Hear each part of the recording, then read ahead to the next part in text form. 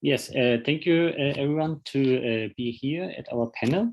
I would like to make just a few formal remarks in the beginning so that we do not waste unnecessary time we need for the presentations. First, a brief introduction of us three speakers in order of our talks. The first talk will be given by me. I am currently a postdoc researcher at Duke University, and my talk would be followed by the talk of David Weiss, who gives a talk on Japanese mythology, and he is assistant professor of pre-modern Japanese literatures and languages at Kyushu University. Following him, Christoph Reichenbecher will talk on the religious side of Sumo, and he is PhD candidate at the University of California and works as a lecturer at Aichi Prefecture University. Our three talks will be followed by a comment of Kikugo Hirafuji, professor at Kokugakuin University. Unfortunately, she's not able to attend this panel in persona, whereas we will hear her pre-record comment. Finally, concerning the Q&A, and to keep the time frame, we kindly ask you to write your questions and comments in the chat, in the Zoom chat, directly after the talks or even during the talks, and we will collect them by ourselves, and each of us will respond to them, to the questions from the floor and to the questions from the commentator bundled in one response. Before I begin with my talk, I want to make only very brief remarks on the topic of our panel. Our three talks aim to question and reevaluate the importance of space in the study of religions. We want to ask whether space can be a category of analysis by itself without being a subtopic of studies in history. Each of our three examples will reveal how focusing on the spatial dimension, especially spatial changes, allows insights into new dimensions of religious meaning. Yes, and then I will start with my talk and share my screen for the slides.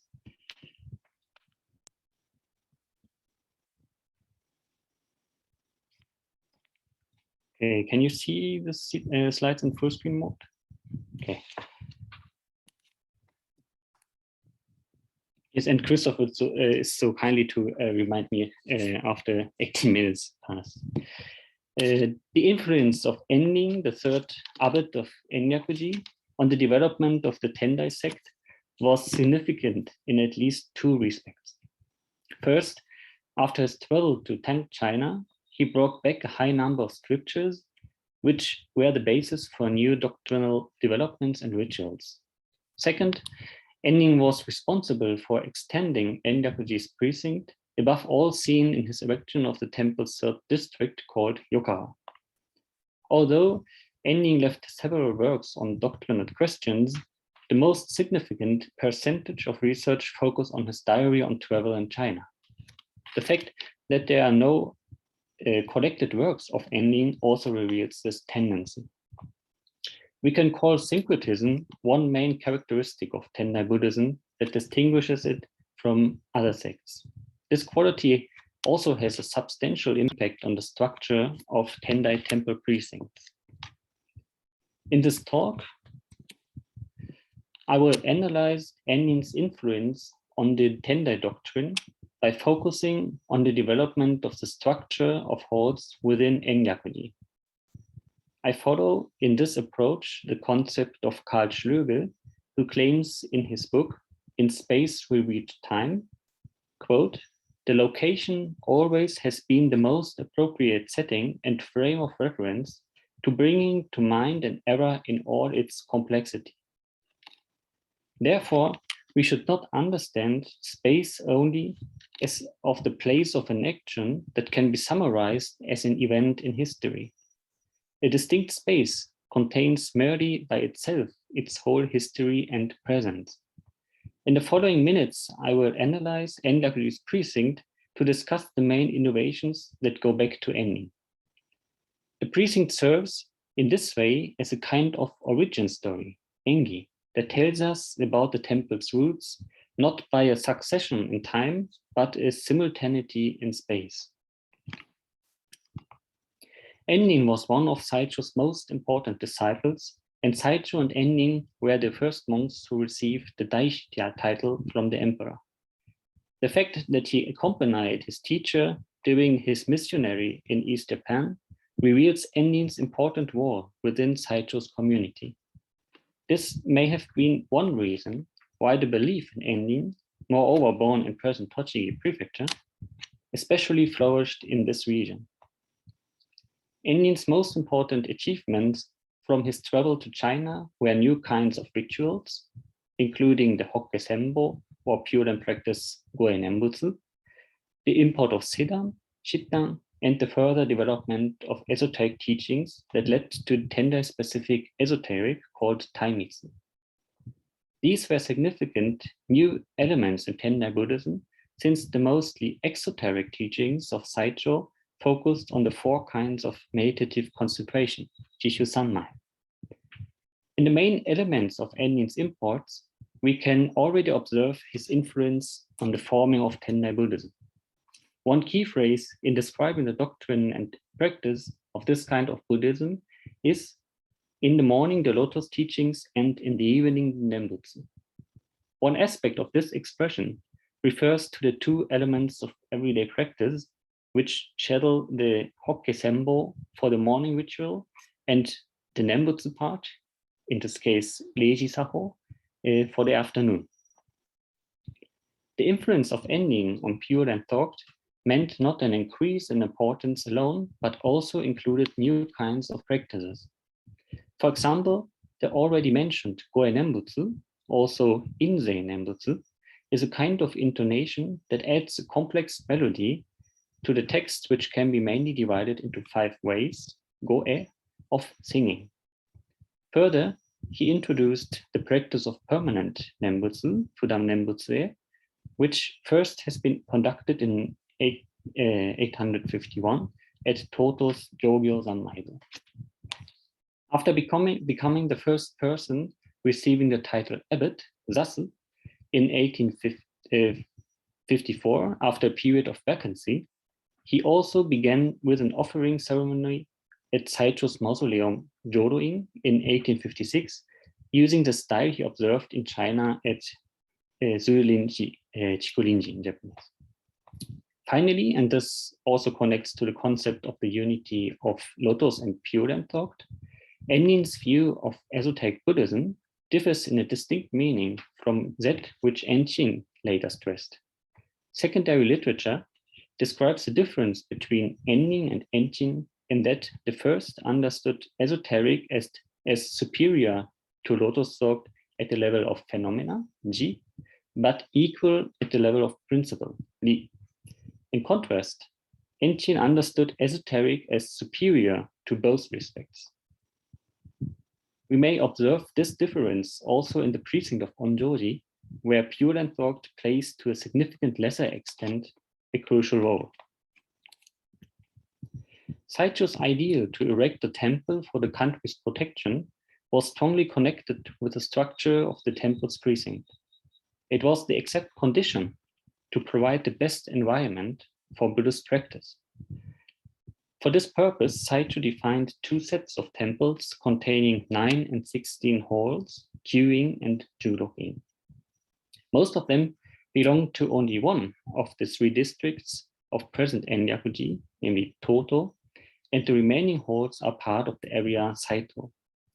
Although Saicho already had Yokawa as one part of Enryakuji in mind, as he defines the Yokawa Valley as its northern border, Kekkai or Shishi, it is apparent that Ennin's founding of the Yokawa district by erecting a hall means a significant development.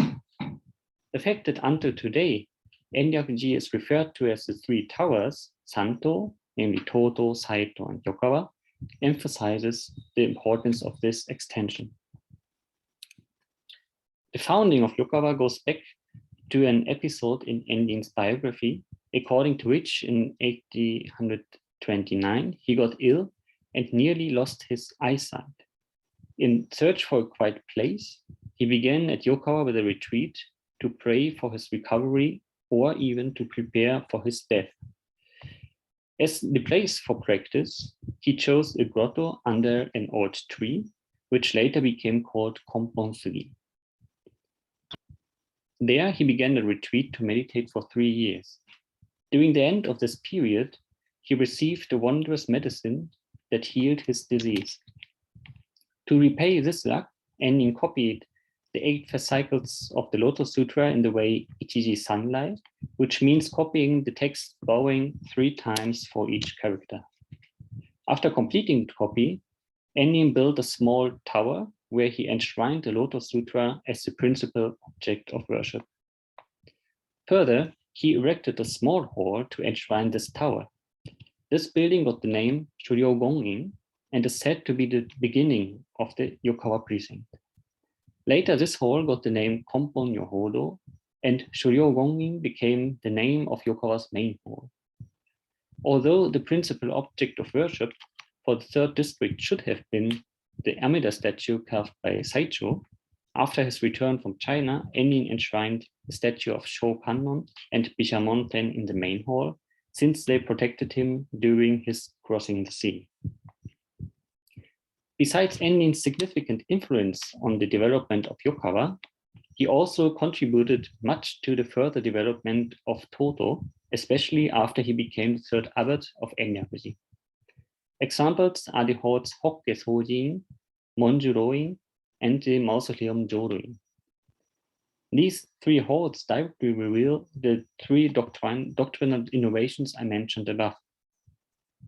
For example, the Hokke Sojin enshrines in its center the 5 Buddhas of the Taizo Mandala and simultaneously 1,000 copies of the Lotus Sutra, which expresses Ennin's theory of the unity of the Lotus Thought and esoteric Buddhism. Furthermore, this tower was not only the center of the Toto district, but based on Saicho's idea of the so-called 6 towers, also played one or even the most significant role in protecting the country through Lotus teachings. However, Ennin erected one more important hall north to the lecture hall, namely the Jogyo-do, or Hall for Constant Walking. In the regulations mentioned earlier by Saicho on the 16 halls of Enyakuji, he defines, beside the 2 towers containing 1,000 copies of the Lotus Sutra, here the numbers 6 and 7, 4 halls for the practice of the 4 kinds of meditative concentration, here number 2 to 5. The hall that here got the name Hanju Zanmain is equivalent to the Jogyo-do. Saicho built only 1 hall by himself, and Ennin was able to erect the 2 halls Hanju Zanmain and Ichigyo Zanmain. In his establishing the hall for Jogyo Zanmai, the fact is important that Saicho and Ennin had different understandings of this term. Therefore, although Ennin completed a central part of Saicho's idea of Enyakuji's precinct, he also changed this structure to a significant extent. In the case of Saicho, the 4 kinds of meditative concentration referred to its description in Makashikan, which means to an exoteric scripture. On the contrary, Ennin actually erected a Jogyo-do based on his esoteric image, Kongokai 81 Mandala.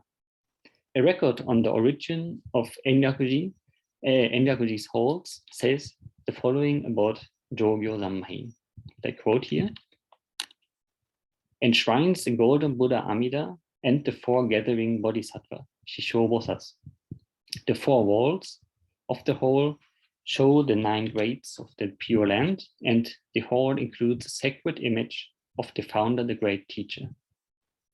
Jikaku Daishi, this is Ennin, newly erected this hall after his return to Japan during the Jowa era. Namely, this treasure is the small golden statue he received from the sea within his heart. In the first year of the Ninju era, it is 851, he followed the practice of Mount Butai Nembutsu And this is also referred to as Insei Nembutsu.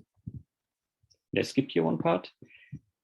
Although after the fire in the Genki era, this is the fire by Oda Nobunaga, both holds, that is the Hokke and Jogyo Zanmai, were rebuilt, a storm destroyed them during the Kannei era. One main characteristic of this Amida statue of a Jogyo-do is that he wears a bejeweled crown, Hokan. This iconography refers to Amida in his stage of practicing, which shows us that although ending changed the nuance of the practice within the hall, this new focus did not mean a clear orientation to the question of the own birth in the Pure Land. However, we can observe this shift in the development of Jogyo-do within Enyaku. The erection of that hall, that kind of hall at Toto, was followed by a second hall at Saito in 893 with a similar structure. However, in 954, the new Jogyo-do at Yokawa enshrined a statue of the Buddha Amida, and around him stood Kannon, Seishi, Jizo, and Nagarjuna. This structure mainly followed not the just mentioned Kongokai mandala, but a Pure Land mandala. This iconographic change not only indicates Yokawa's development to a center of Pure Land thought with a strong focus on the afterlife. Moreover, it revealed already the later development of the erection of Amida halls, where the enshrined deities were reduced to Amida, Kannon, and Seishi. The precinct on Mount Hiei changed continuously. One main point of change was total burning of Enyaku by Oda Nobunaga, concerning the precinct itself as well as historical sources. Before I close, I want to highlight only 2 points in the later development. As I just described, the importance of a Nembutsu practice led to the erection of Jogyo-do and Hokke-do as a set at all 3 areas of Enyaku. However, the Jogyo-do at Yokawa disappeared already with the total burning, the hall at Toto in the early Edo period, and today remains only the hall at Saito. We can interpret this change in the way that Saito became a place where the Nembutsu practice serves as a practice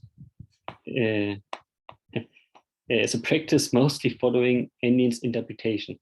The Yokawa area turned instead into a place for the practice towards afterlife.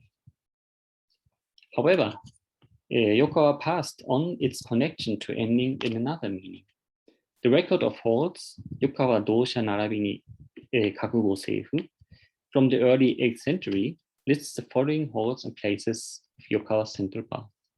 And the main parts are here: Chudo, Jikido, Sekizan, Myojinsha, Sanjubanjinsha, the Shikikodo, and the Jiedaishi. This is, of course, Ryogen, the Gobyo, and the Kando Sangosha.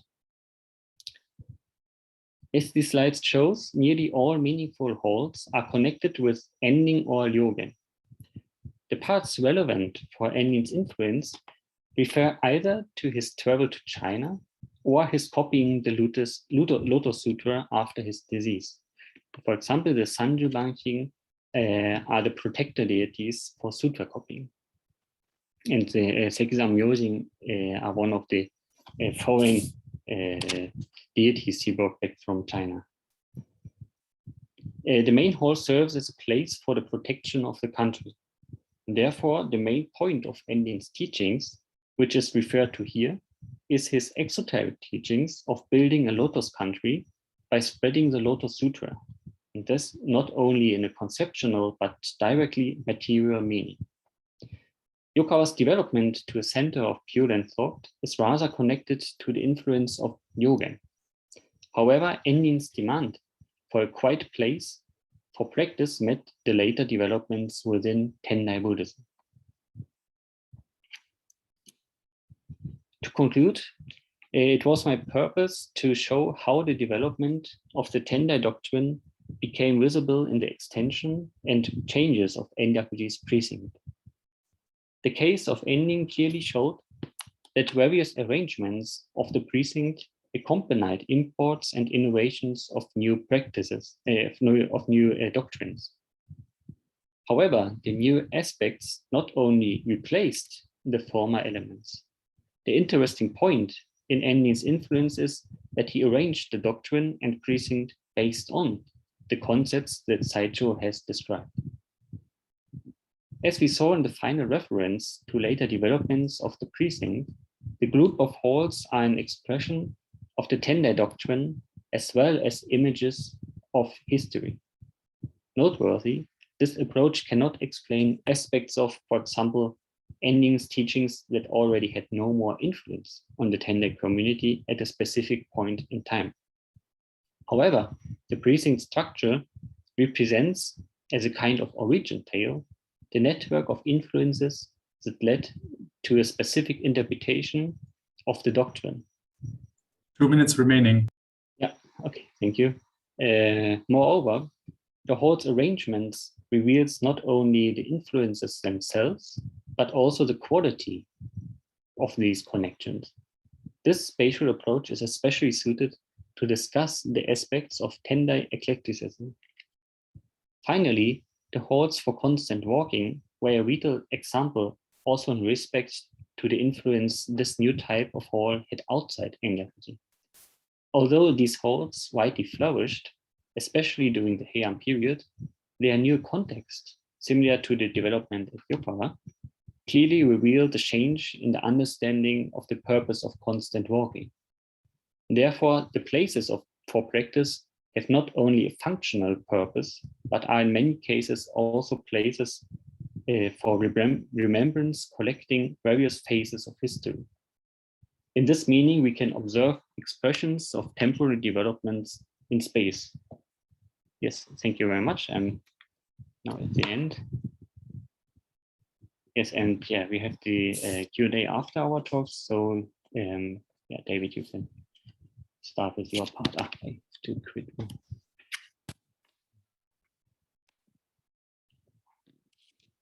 Okay, thank you very much. Let me just share my slides.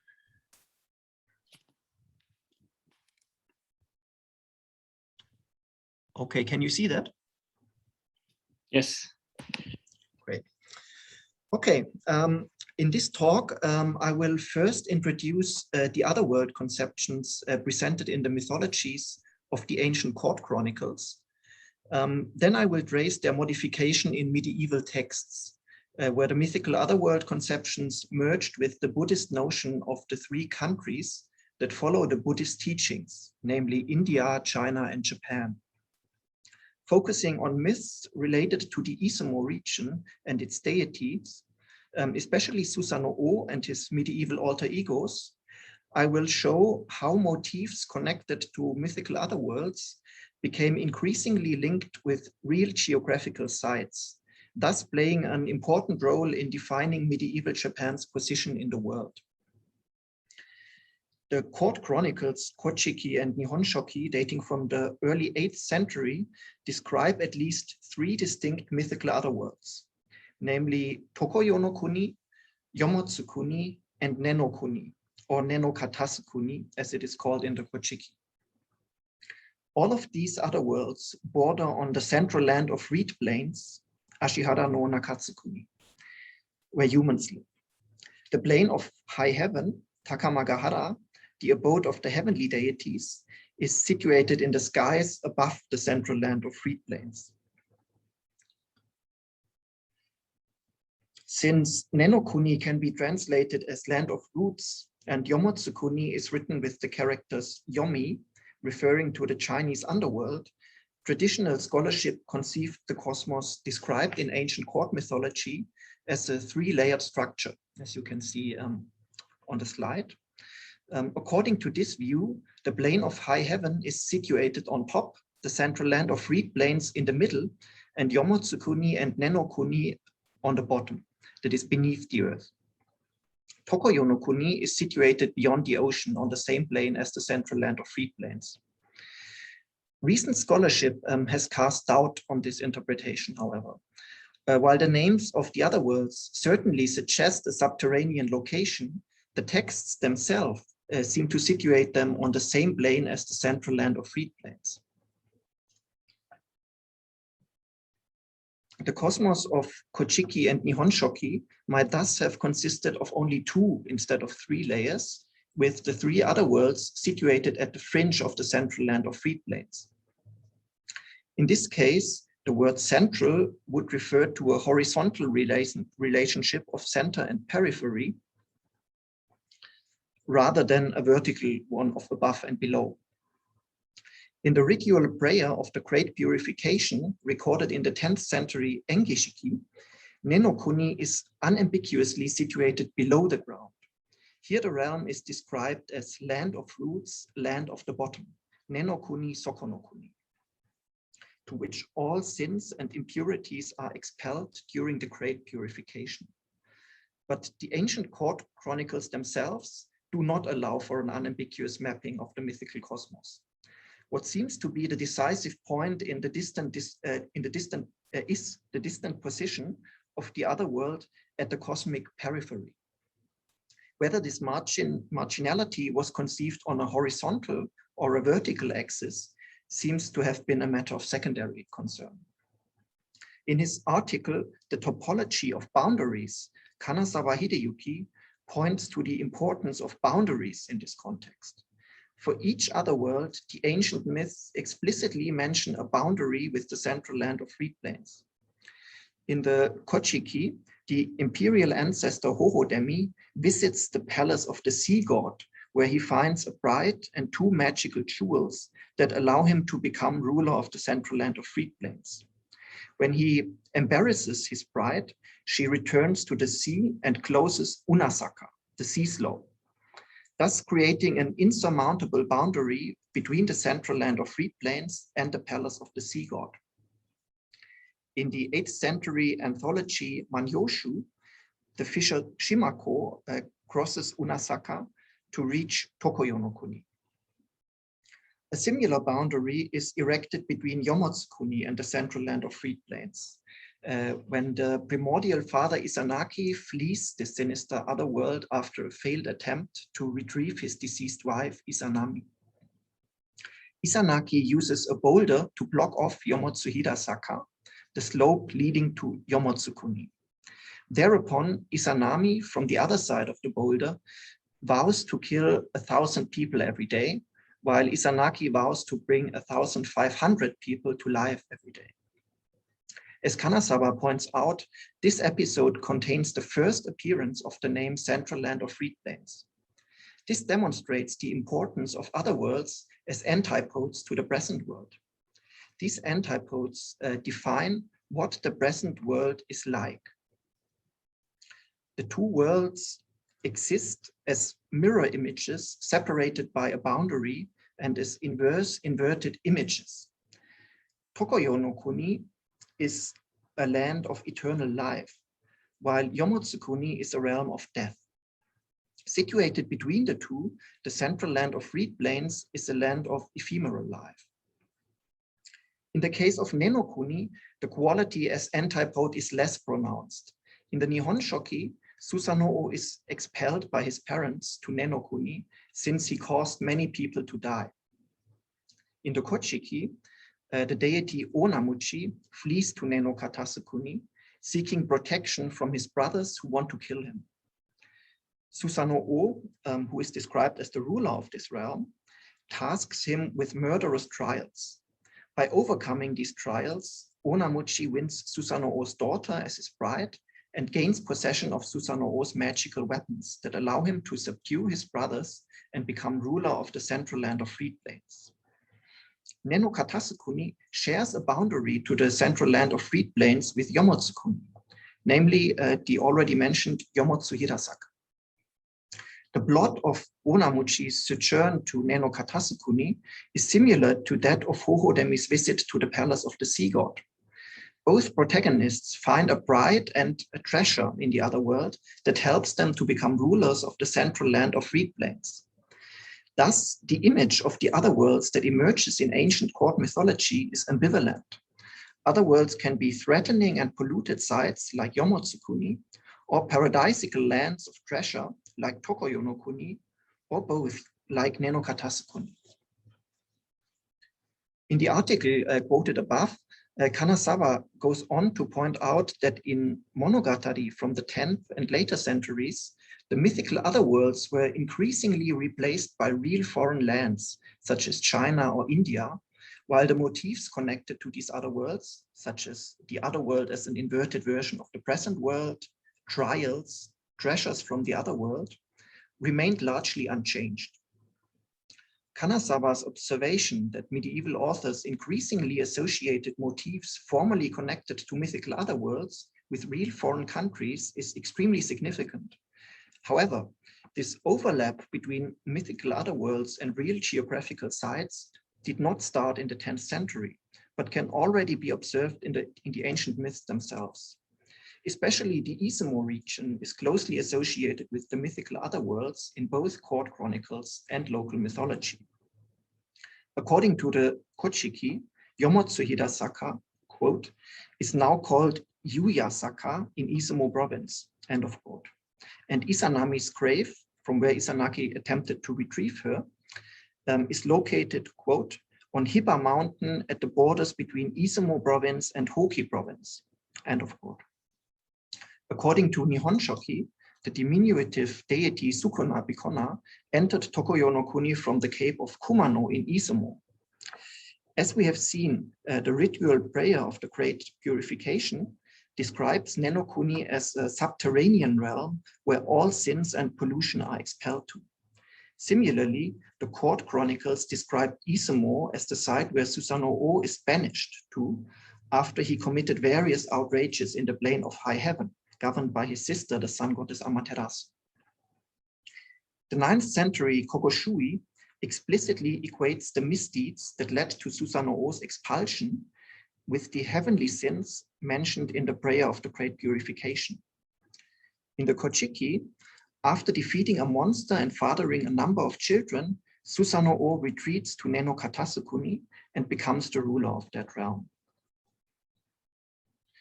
In this way, Izumo serves as a liminal space situated between Yamato and the various mythical otherworlds. Both the Kochiki and the Nihon Shoki were compiled at the Yamato court.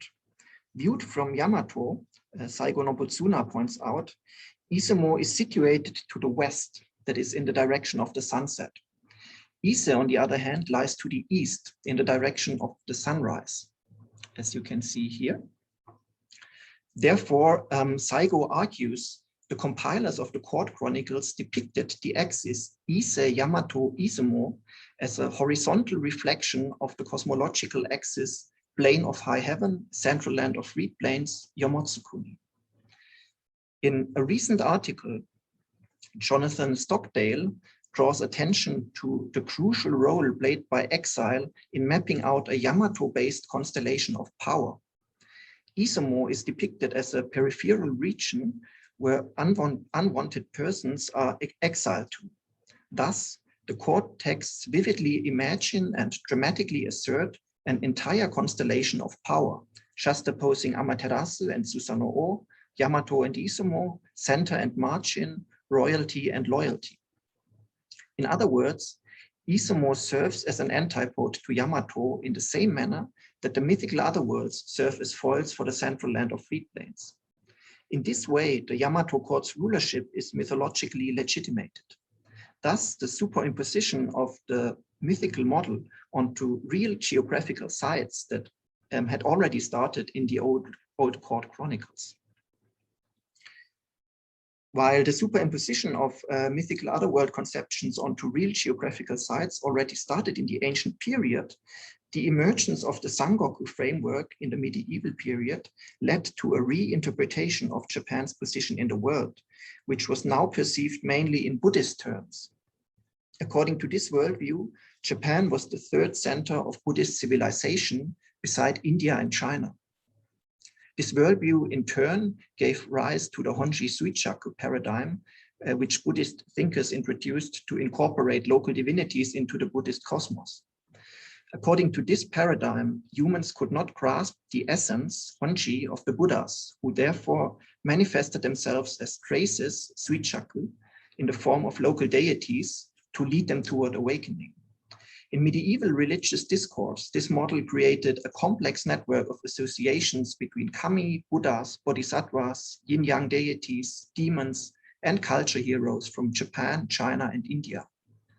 These associations between various deities form one of the major themes of medieval mythology, a term coined by Yamamoto Hiroko to refer to tales or statements relating to the creation of the cosmos or the deeds of deities, contained in the innumerable commentaries, Shinto texts, legends on the origins of temples and shrines, and tales revealing a deity's original essence that were produced in the medieval period. A special group of deities that emerged in medieval mythology is so-called Ichin, strange or foreign gods or deities.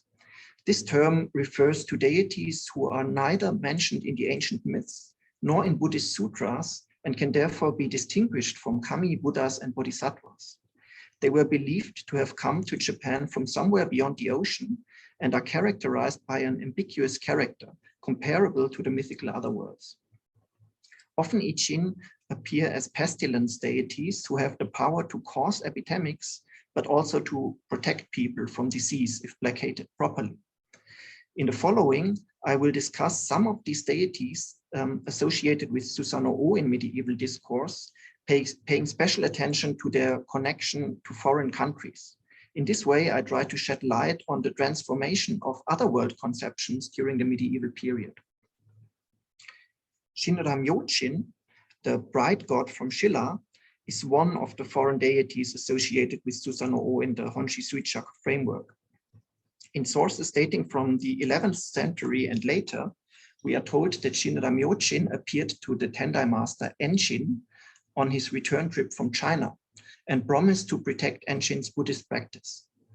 During the feud between the Sanmon and the Jimon branches of Tendai Buddhism, Shinra-Myōjin rose to prominence as the later school's tutelary deity. Popular tales depict Shinra-Myōjin as a typical vengeful deity who cursed Emperor Nicho for taking the Sanmon's side, causing the emperor's death. According to a 15th century source, the court prayed to Shinra-Myōjin during an epidemic in 1084, after which the epidemic immediately came to an end. So these episodes clearly show Shinra-Myōjin's character as a pestilence deity. In his Hyakushu Kasho, a treatise completed in 1468, Yoshida Kanekuni equates Shinra-Myōjin with Susanoo. Kanekuni bases his argument on a mythical variant recorded in the Nihon Shoki, according to which Susanoo descended to Shilla rather than to Izumo after his banishment from the plane of high heaven. According to Kanekuni, this variant shows that Susanoo arrived in Shilla after being banished to hell, Chigoku, by the myriad deities. Note that the association of Shilla with hell is not found in the Nihon Shoki. Kanekuni explains that one of Susanoo's two souls ascended to heaven, turning into Taishan Fuchun, a Taoist deity closely associated with death.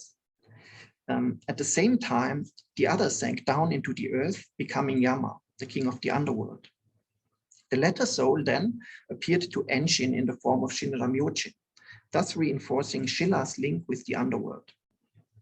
In this treatise, Shilla takes over the position as a liminal realm connected to the realms of death that Izumo had occupied in ancient mythology.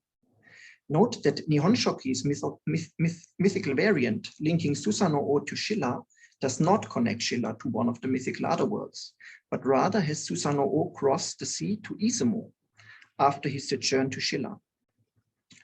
Nonetheless, foreign countries are not depicted in a purely negative light in Kanekuni's story. After all, Shinra-Myōjin offers protection to the Buddhist teachings Enshin had acquired in China. This mirrors the motif of the hero earning a treasure in the other world that has a beneficial effect in the present world, in this case, Japan. The otherworldly aspect of foreign countries was even more pronounced in stories dealing with India, the motherland of Buddhism.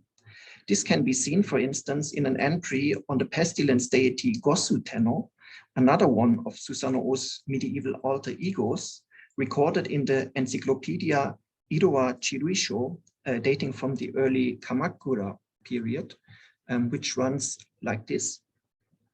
To the north of India, there is a country called Nine Faces. In this country, there is a place called Auspiciousness, Kisho.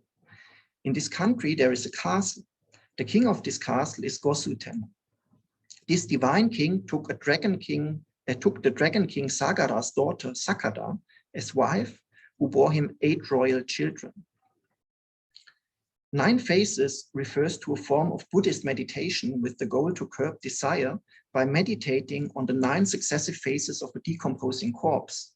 And Kisho refers to an auspicious omen. These concepts, death and fate, clearly belong to the realm of divine power, while the Dragon King rules over an otherworldly realm beyond or at the bottom of the sea. Thus, India is depicted as a liminal realm bordering on the otherworld. India's connection... 2 minutes left. Okay, thank you. India's connection to the otherworld is also apparent in medieval founding legends of Gakuenshi, the most important Tendai temple in Izumo province. According to these legends, the mountain on which this temple was built was in fact the northeastern part of Vulture Peak, where Shakyamuni had preached the Dharma. This piece of land, the legend goes, broke off and was carried to Izumo. The mountain's otherworldly power is expressed by the fact that it houses the most powerful temple in medieval Izumo on its top, and the Izumo shrine, where all kami were thought together for 1 month each year, at its foot. The ambivalence typical for other worlds and foreign lands in medieval religious discourse appears in the fact that the piece of land broke off from the northeastern part of Vulture Peak, northeast being the direction from which demons enter the world. This medieval legend reconfigures Izumo's position as a liminal realm closely connected to gods and Buddhas by linking Izumo to India rather than one of the other worlds mentioned in the ancient myths. These were only a handful of examples that show the otherworldly nature ascribed to foreign countries in medieval mythology. The impact of the Sangoku framework explains the prominence of India and China in these tales. However, these countries are by no means depicted as utopian otherworlds or sites of advanced civilization, as one should expect from a Buddhist-centered worldview. Rather, they are depicted as ambivalent realms with a pronounced threatening aspect. Possibly this ambivalent portrayal reflects the friction between the Sangoku framework and the competing worldview held by medieval elites. According to Murai Shosuke, they perceived the world as a series of concentric circles of purity and pollution, extending outward from the Japanese capital, with the degree of pollution increasing the further one moved away from the center. The dangers that were thought to loom in the polluted realms beyond Japan's borders included epidemics, military invasions, and even natural disasters. This worldview is consistent with the cosmos depicted in the ancient myths. Therefore, it is perhaps not surprising that the foreign countries at the margin of the known world appear in medieval mythology as ambivalent otherworlds, both tempting and frightening, but most of all alien. As the known world expanded through trade and diplomacy, the boundaries of the other worlds gradually receded.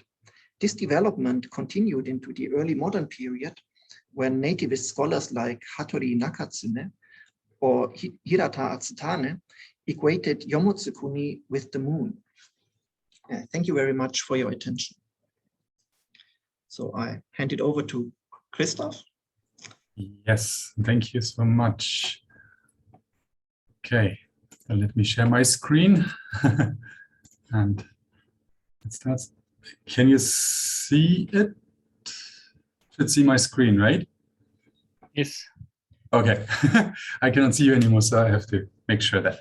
Okay, please start timing now, and I will try to make it brief. Okay, yeah, thank you so far. Yes, I'm Christoph Reichenbecker, and yeah, I will try to focus on the meaning of religious space for early modern sumo wrestling for urban commoners.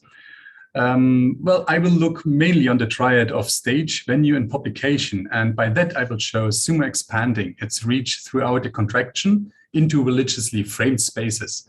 I argue that while sumo per se was not a religious activity in itself, the mere usage of religious space guaranteed its conduct independently from the urban authorities and supervision. And for doing that, I want to try to proceed as follows. In the following, this paper will proceed in a more or less chronological order. The first part will position sumo wrestling within the urban sphere of developing Tokugawa state in the early 1600s. I will concentrate here on Edo, but my remarks are valid for other urban areas such as Osaka and Kyoto as well. Well, we can later talk about that, but after that, on the second part, I will consider the necessary changes for sumo wrestling to become a steady business and how the meaning of religious spaces changed in this process around the year 1700. The third part will include considerations about the urban sphere, changing nature, and how sumo wrestling entrepreneurs adapted throughout the 1700s. And finally, I want to take a closer look to the developments in the 1790s and beyond, and the ultimate influence of religiously framed spaces on public displays of sumo wrestling. I hope that will become apparent by then. Okay, good. But first, I want to clarify something, what I understand as religious space. That is, for me, any kind of kugan, any kind of free space that is used for the purpose of religious ceremonies or by religious institutions. That might differ for other topics. In my topic, this is what I'm going with. And the early modern Japan, I just put it down because it's so much different than the other talks we had so far. All regions of the Japanese archipelago populated by affiliates to the Tokugawa regime between 1600 and the second half of the 19th century. But without further ado, let's jump into this. When Edo Castletown became the capital of the newly developed state of the Tokugawa regime, it started an urbanization process previously unseen in Japanese history. Edo Castle and large samurai quarters grew within a couple of decades, and commoners working for these people settled in lower surroundings near the bay. I mean, I think that is well known. And as the city grew and the spaces in the town became scarce, spaces owned by temples and shrines partially changed their function. Some of the religious institutions relocated to new places, others used their land to build new cities or rent them out for various purposes. And spaces in the precincts of the religious institutions became known to be used by a mixture of new people migrating to the cities for various reasons. And these people created new forms of entertainment and services for a steady source of income. That is where we are starting from. So from the beginning of the Tokugawa regime, urban public entertainment, later known as misemono, so-called things to see, stood in close relation to those itinerant people who flocked to the city. And it was the same basically for sumo wrestling as well. Sumo wrestling gained a spot among these forms of entertainment fused from three different strands of conduct by unemployed samurai, here on the left side, right? Then former peasants and their leisure time conducts, and semi-specialists with a religious background. Sumo wrestling gained prominence in the public of new quarters in Edo during the early decades of the 17th century. Among the resulting forms, special significance belonged to the form of the so-called Tsuji Sumo, which was mostly ad hoc tournaments, right, by bypassers and young, youth groups who assembled and basically fought in the middle of the street, of course, attracting a lot of people and resulting in much turmoil. Many of these events basically ended in street brawls, which led to, well, a ban in 1648. And by that, within this brawls, basically, or through this ban in 1648, public display of sumo wrestling ceased for a while. On top of that, stage names were also banned in 1651, when the city magistrate tried to crack down on everything that was sumo. That does not mean that sumo did not appear. That was just the case that it was not in front of a public anymore, just at private residences of those who had money. And well, it took sumo quite a while to adapt to this system. And the way they adapted was, here it is. Some 3 decades later, permits were granted to sumo on the basis of that promoters around Akashi Shikanosuke in 1684 basically created a new stage and secured the surroundings of what happened there by a temporary stadium. By that, they limited themselves. They contracted the space to a certain degree and made it more palatable for the city magistrate to allow this. And since the entrepreneurs created their tournament as a Kanji event, so that means with a goal to solicitation of funds for benefiting religious purposes, they actually made use of something that was already known from other forms of entertainment. So how did they do this? The creating body stage was taken from the temple dances from No, basically the basic stage that you would have at temples at that time. It is said, at least, and published in the 1700s. And so by doing that, Kanjin sumo became now, or let's say the quasi-religious form of sumo became publicly visible again. And sumo switched basically from the jurisdiction of the city magistrate to the more lenient temple and shrine magistrate, which made it easier to actually gain access to these open spaces at shrines and temples that were available. Whereas profane Tsuji sumo that we saw before, events remained banned over the time that I'm speaking here. So, so we see that the stage is developing as a sacred ground, and we also see that through the boundaries that are made now, there are new forms of techniques that I'm not mentioning on the slides, were basically establishing, and well, bodies were getting bigger. But this is a side note that I have to jump here because I'm almost sure I'm running out of time at some point. But so again, a mere 3 decades after overcoming the public ban through creating a sacral form, a new sumo, if you want to say that, basically sumo faced a new substantial crisis to unfavorable laws. Privateers, or those in the payroll of feudal lords, competed on stage, while those employed by commoners would be prohibited on stage in Tokugawa-controlled areas. This is what I've written here in 1711. There's a ban on private employment and on non-specialists. Why? Because everyone who basically were able to gain the exception or the let's say the affiliation to one of the training groups would be allowed on stage in that time. And well, we cannot have that from the point of view from even the temple magistrate. So what happened then was one tried to get out of Edo, or let's say the biggest cities. One well-documented example for this case is the village named Kaminomoto-mura. Nowadays it's Higashi Matsuyama in Saitama Prefecture. On the 15th day of the 9th month in 1783, 3 wrestlers from Edo Wrestling, namely Urayama Shimanosuke, Aisomekawa Ironosuke, and they are written here, right? And Okinoshima Hikoshiro, took on a group of 7 local wrestlers from a nearby village at the shrine festival of the local Hachiman shrine.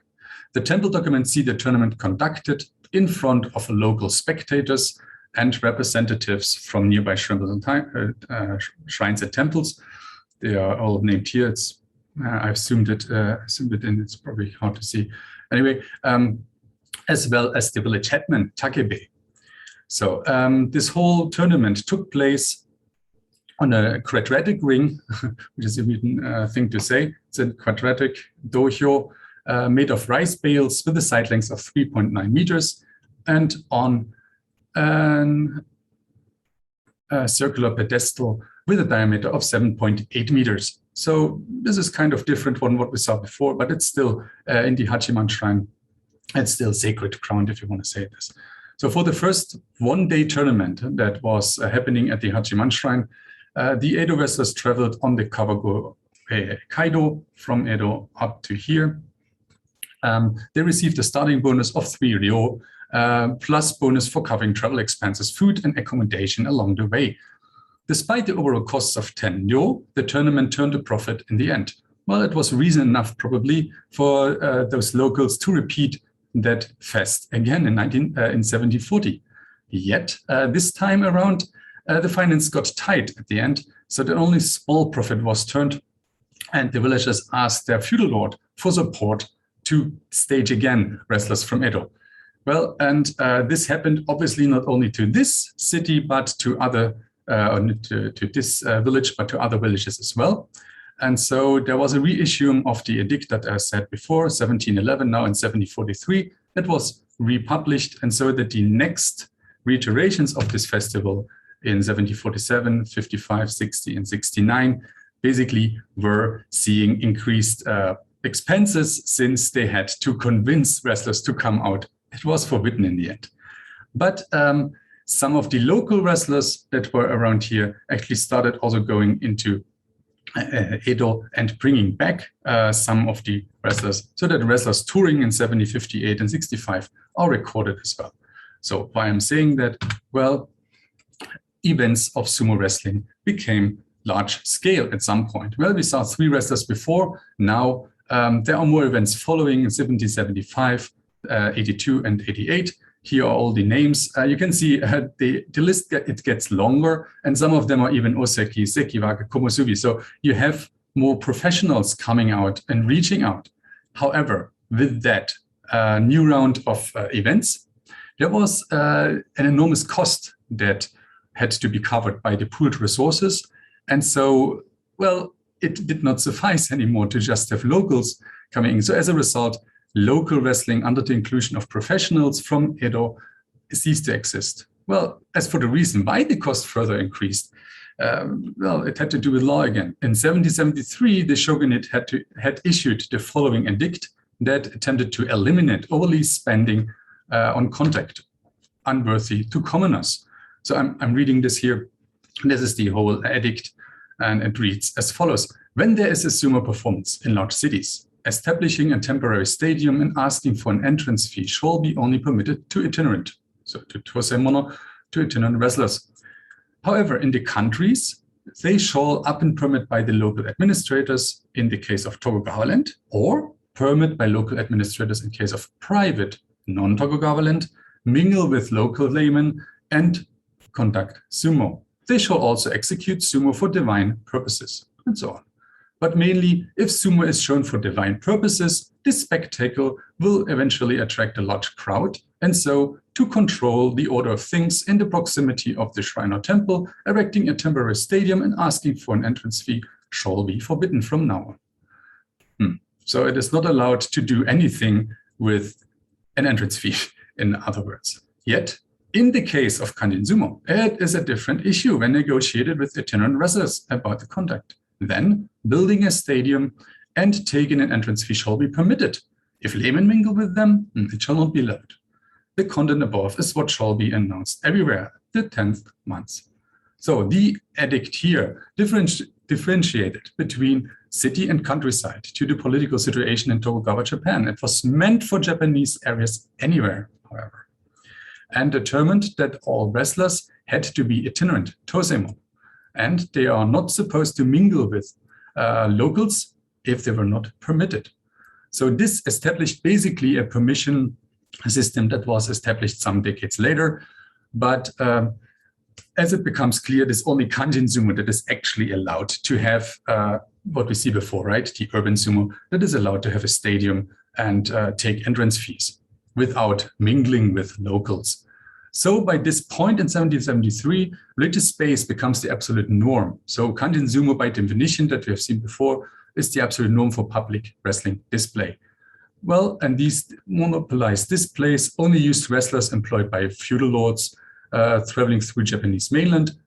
So they became more expensive, right? The demand increased, but the supply probably decreased. So it became more expensive.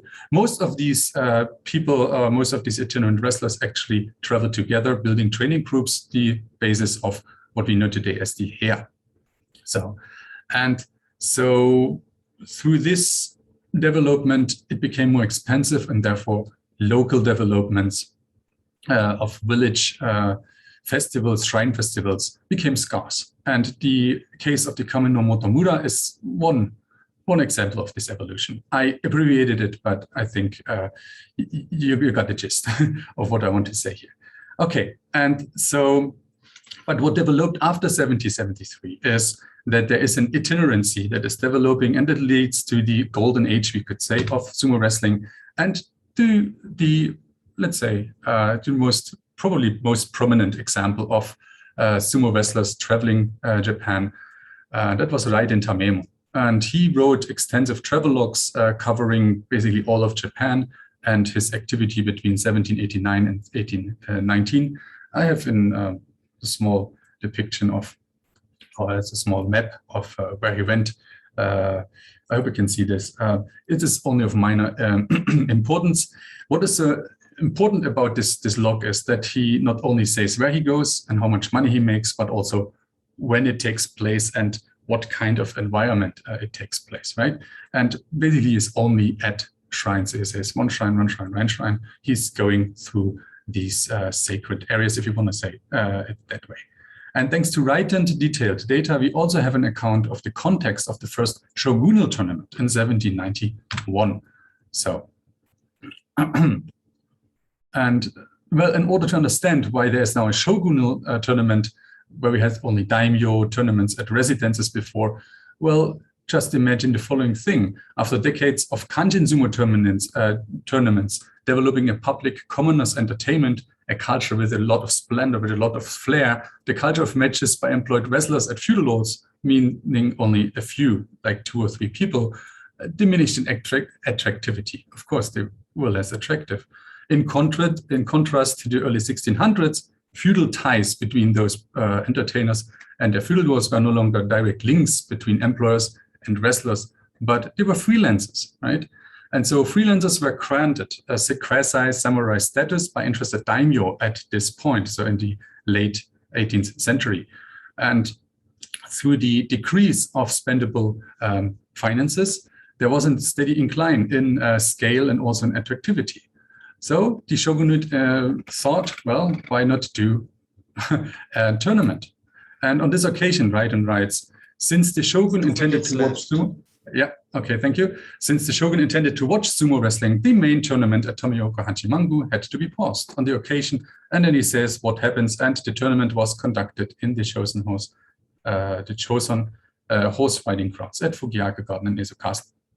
So this is basically a quote from Raiden. So Raiden's passage is very short, but what we can get from here is the shogunal tournament basically paused the normal Kanshin event.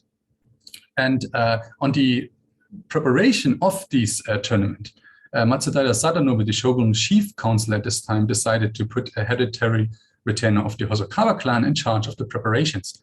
So his name, the retainer of Hosokawa was Yoshida Senzaemon, the 19th oikase. And what he did was handing in a bunch of paper, bunch of, well, you could say, I say paper, it's a bit diminutive, a bunch of sources from what he knew would have been the right conduct at the time of Tanabata, at least so he said. And on this occasion, basically introducing the christening, the sacralizing of the stage. Here we have another version of this. Then laying out the crowns, right? Laying out the crown at the Choson horse riding ground, we see it here. And of course, introducing the Yokozuna title. This is, I could go on more in detail. I don't have time, so I'm jumping a bit. And through this introduction of rites and ceremonial behavior, we see that now basically sumo wrestling becomes a full-fledged religious conduct at this point. And on top of everything else, the Yoshida Oikase licenses for Yokozuna, for the ring referees become the only determination for those people who are involved in sumo wrestling. And we still know these people today. The referees are Kimura and Shikimori families, who are basically under the tutelage of the Yoshida at that time. So what happens to Kanjin sumo after the first shogunate tournament? Well, as we can see here, these are the locations of Edo main tournaments between 1757 and 1909. So everything that is verifiably what happened, this is where it happened. But basically, after this first shogunate tournament, it's not all spread over Edo. It shifts up here to the eastern part of the city. And in 1833, everything takes place at Ekuin, Temple, still there today. And it was basically dethroned between 1833 and 1909 before the first Kokugikan was built. And this is probably what you know about sumo wrestling in the Edo period. This is a development basically with all the splendor, with all the flair, with all the people assembling that developed after the shogunal, let's say, acceptance of sumo wrestling as sacral conduct. Okay, and so I come to my conclusion. With this all in mind, what we can see is that sumo wrestling could subvert supervision by reframing itself as a religious endeavor at religious spaces, and therefore developing into a urban mass audience entertainment for the Edo period. And initially, the shogunate was reprimanding such conduct, but later they joined, right? They reintroduced sumo wrestling into their own hierarchy in the 1790s and made wrestling basically a quasi-religious activity. And so sumo wrestling basically could expand its span over the whole of Japan by contracting itself, not by basically taking place everywhere where they went, where people were assembling, but just by usage of certain sacred or religious spaces to take place. And well, as I said, religious space is the harbor of this development. So without that, we probably wouldn't have any sumo wrestling today in the form we have it today, right? Okay, this were my concluding remarks, then my references. And if you have any questions, remarks whatsoever, please email me. Thank you very much. And I think I have to stop this here. Okay, yeah, thank you. Thank you for being almost in time. And I'm sorry. yeah, and I share now my screen to show the comment of Professor Hidafumi. And I hope that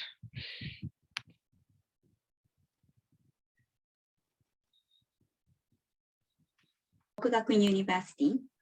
Thank you very much for inviting me as a discussant in this very challenging and fascinating session. It is true that the study of religion has tended to take a historical approach. Research that seeks to clarify the detail of the historical background of an event is certainly important. However, it is also necessary to analyze the space or landscape in which the event took place, as well as the worldview and spatial perception of the people of that era. This session focused on Buddhism, Shintoism, Japanese mythology, and Sumo. As for my comments, first of all, as an issue related to the who, what kind of transformation did the changes caused by modernization bring to the space discussed in each field? To be specific, this relates to the separation of Shinto and Buddhism, Shinbutsu Bunri. As you know, the separation of Shinto and Buddhism was done with the aim of restoring the original identity of shrines and Shinto, which was the purpose of Kokugaku, which was one of the driving forces for the Meiji Restoration. For this purpose, it was required to clearly separate the space of a shrine and temples.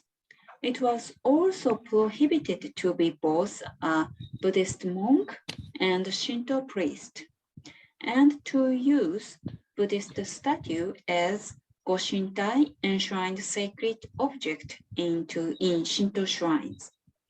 In particular, the removal of Buddhist elements from shrines led to the movement for the abolition of Buddhism, Haibutsu-kishaku. This was a very big issue in terms of space. Let's take Tsurugaoka Hachiman-gu Shrine in Kamakura, for example. On the left is a map of the shrine grounds from the Edo period. On the right is the current version. The major difference is that the stupa, Daito, has disappeared.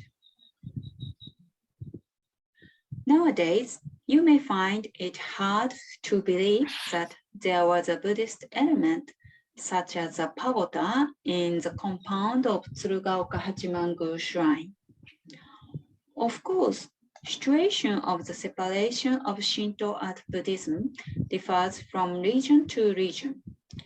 I'm from Shonai region of Yamagata Prefecture.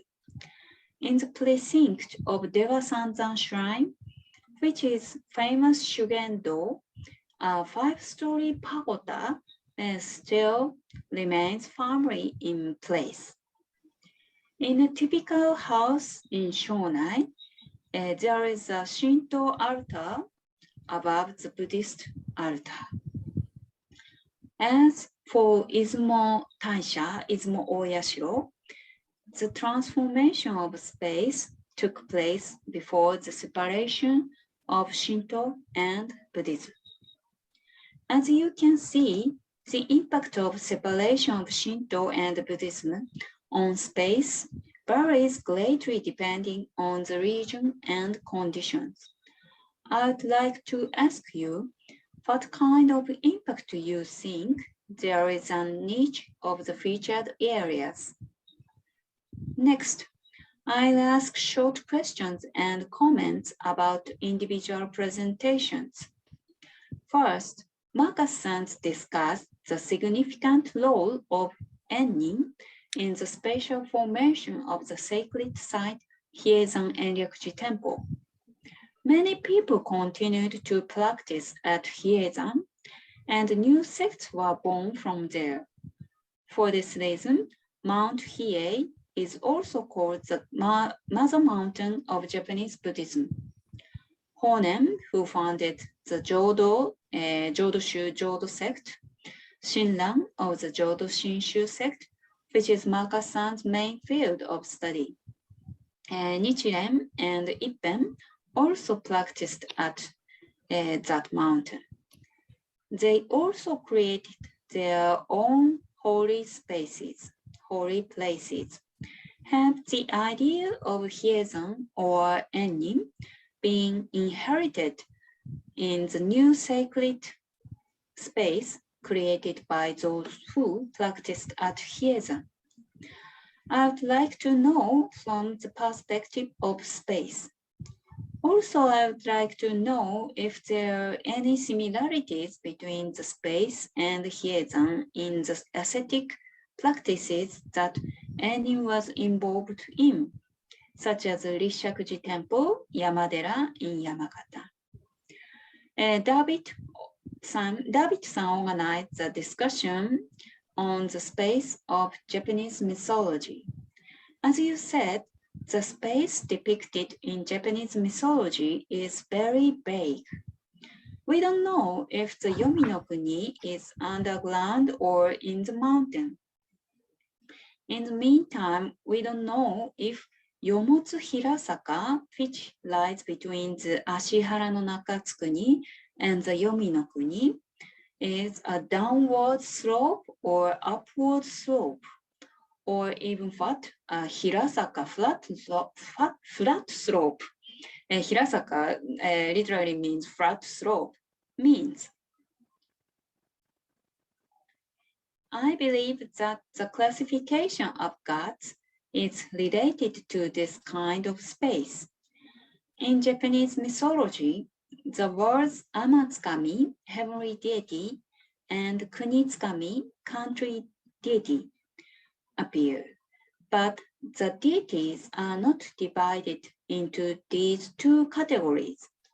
I'd like to ask you what kind of relationship you think there is between spatial perception and the classification of deities from your point of view. Another point David made was very important to me. It is about the addition of India as a different world in the Middle Age. I'd like to make a comment about this change in the Middle Ages and Izumo Taisha. In the Middle Ages, Izumo Taisha changed its deity from Susanoo to Okuninushi. Gakuenji Temple you mentioned, which had a close relationship with Izumo Taisha, worshipped Susanoo as the god Madara, Madara-shin. I felt that the change of Izumo Taisha's deity may have affected the relationship between Gakuenji Temple and Izumo Taisha. Lastly, I'd like to talk about Christophe-san's presentation. I thought it was very interesting to hear how the Edo shogunate gave permission for Sumo, which led to the development of Kanjin Sumo style, which made Sumo a religious practice and a sacred space. What I wanted to know more about was the issue of the prohibition on women, Nyonin Kinsei, which has become a particularly hot topic in recent years. There used to be women's sumo, onna sumo. Also, it is no longer seen these days.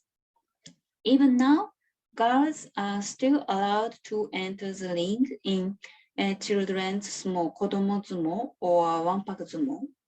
However, it is a different story in the osumo ring.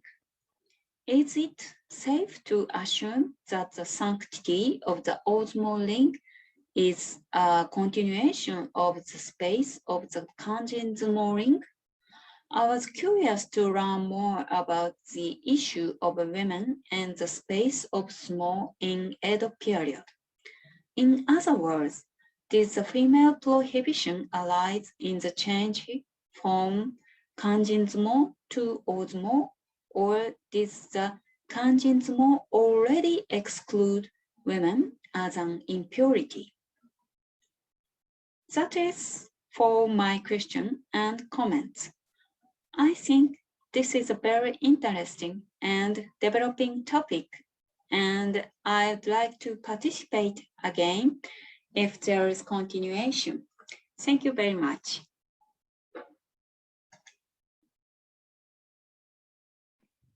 Thank you very much for this comment. Okay. So no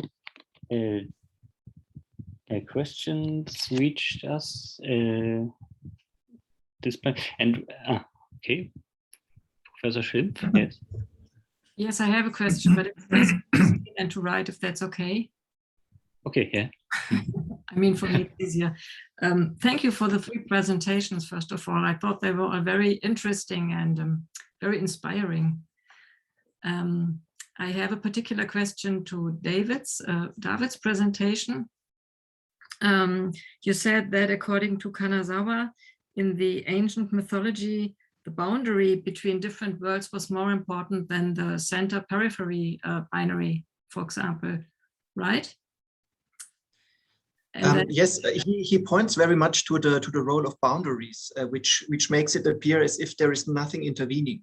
Yeah. So my point was that those liminal spheres are also important. Okay, yeah, I found that very interesting to, not look at some kind of hierarchy, but look at the boundary. But anyway, a boundary is impermeable, I think. And then you said that later on, these mythical other worlds were identified with real countries, but then it was not really the boundary, but the hierarchy, the center and the periphery paradigm that was important for this interpretation. So how was this boundary idea, was it integrated, or how was it explained that if another world is a different country, there isn't really a boundary?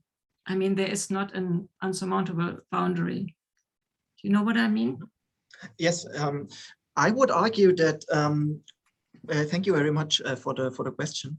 I would argue that these realms, or the foreign countries like India, were not identified with the other worlds as such, but more with the liminal realms. Because in the examples I have shown, for example, this country of 9 faces is north of India. Or the Shinra Myojin appearing to Enshin on his way on the ocean, he comes out of the underworld in Shilla. So that's why I drew attention to this liminal realms, because I think the boundaries vanish at the moment this becomes clearly associated with foreign countries. There is no such specific boundary, for example, in India or in China. Okay, thank you.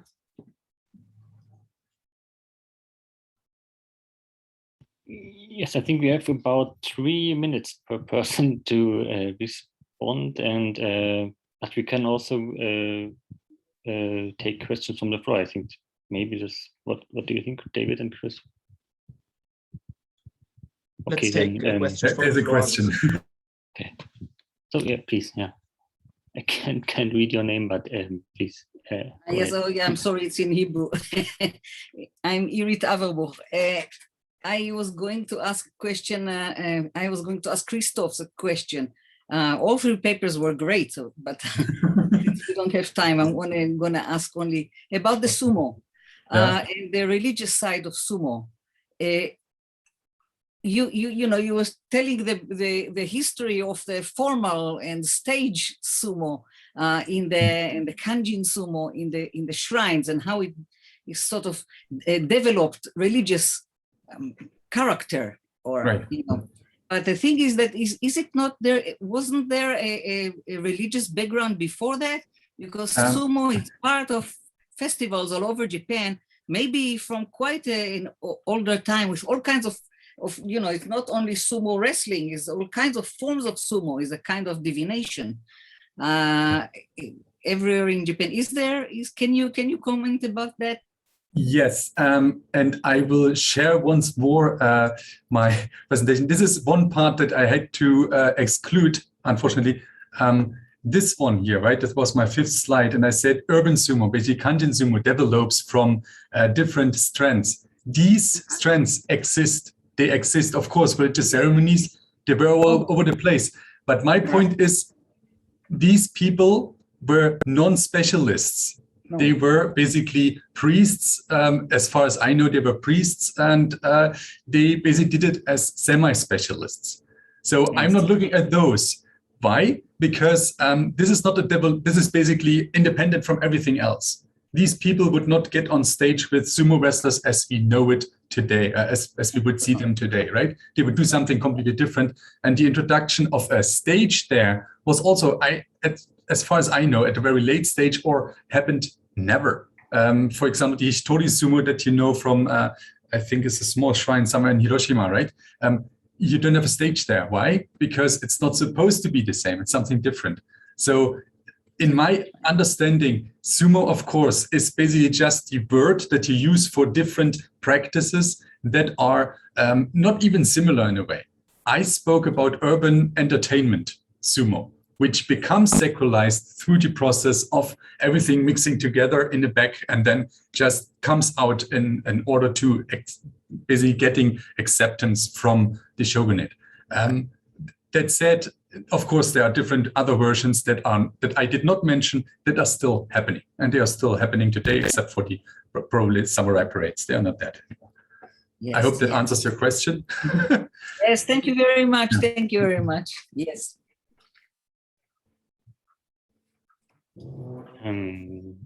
Yes, I may make some comments to the response by Professor Hirafuji, because I think she spoke about a very important issue, that is the separation of Buddhism or Buddhist deities and Shinto deities.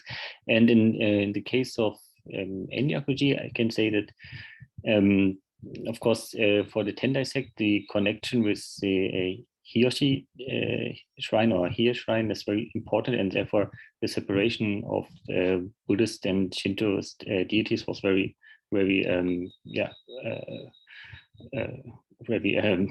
serious matter for them. But I think that this separation was mainly a concern for this Shinto side and not so much for the Buddhist side, and therefore I think that this separation had not as much influence on the Buddhist precincts, but more on the shrine precincts. And therefore, for example, the shrines that were under control of the Tendai sect, for example, the Kitano-sha or the Gion-sha and Imahie-sha or in Kyoto were under control of Monseki temples, and they got rid of these Buddhist elements, but on the contrary, there were no, as far as I know, no changes in the Buddhist parts of the precinct. And one comment on the succeeding of ending stock at the so-called Kamakura Buddhism. For example, the Honganji-ha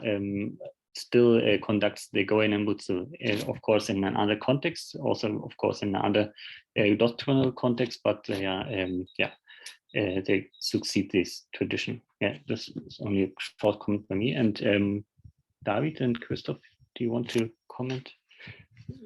Okay, I'll be very brief. The comments were great by Professor Hirafuji, but I have to be very brief. So I will also touch on the Shimbutsu Bunri question, because this connects to another panel we had here today about the domain Shinto in the Edo period, and because Izumo was also one of the examples where basically Shimbutsu Bunri already occurred during the 17th century, as Professor Hirafuji also showed with this model where the pagoda vanishes from Izumo Taisha.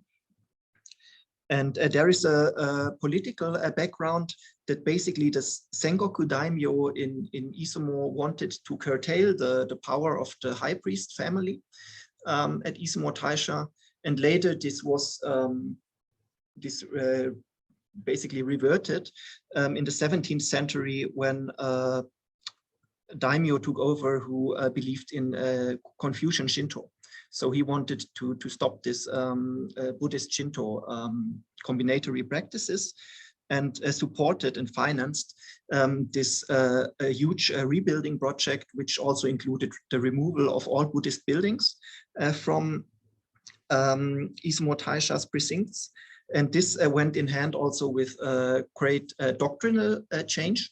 As Professor Hirafuji pointed out, the main deity was changed from Susanoo to Okuninushi, which basically took away the foundation, the narrative foundation of all these combinatory practices.